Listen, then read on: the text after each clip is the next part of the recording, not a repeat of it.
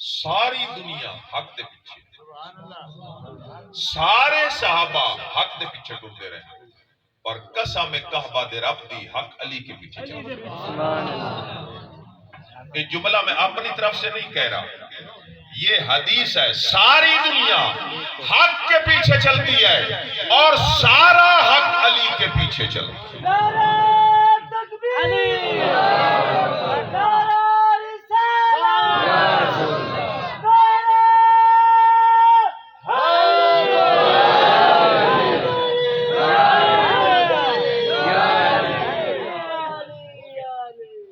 گل سمجھ آ گئی؟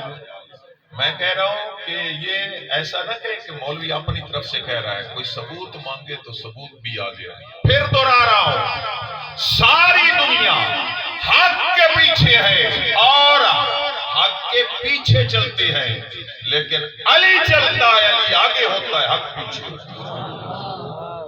حدیث قصہ، حضور علیہ السلام نے چادر حضرت امام حسن نے داخل کیا ہے۔ جا الحسن فادخلہ، آجا میرا حسن، حسن دے یوم ولادت بھی ہے، آجا میرا حسن، حسن آ گئے، آجا میرا حسین، حسین آ گئے، چادر دے وچ داخل کر دے رہے۔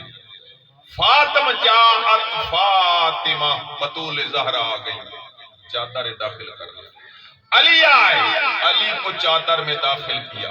بعض جگہ ہے کہ حضور علیہ السلام نے ایسے چادر ایک جز بن گئے، بات سمجھیے، ایک چادر میں اکٹھا کرنے کا معنی یہ تھا کہ ایک جز بن گئے، میں گناہوں سے معصوم ہوں، یہ گناہوں سے معفوم ہے۔ اور ایسے ہاتھ بھی نکال کر انما یرید اللہ لیذھب عنکم الرجس اہل البیت ویطہرکم تطہیرا۔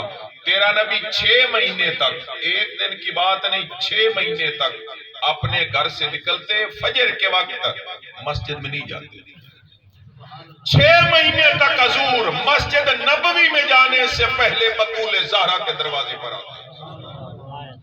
یا اہل البیت الصلاۃ الصلاۃ کہہ کر کہتے انما یرید اللہ لیذھب عنکم الرجس اہل البیت ویطہرکم تطہیرا۔ سبسکرائب کریں حافظ جمال ساؤنڈ چینل کو اور دبائیں بیل آئیکن کو تاکہ آپ کو ریگولر نوٹیفیکیشنز حاصل ہو سکیں۔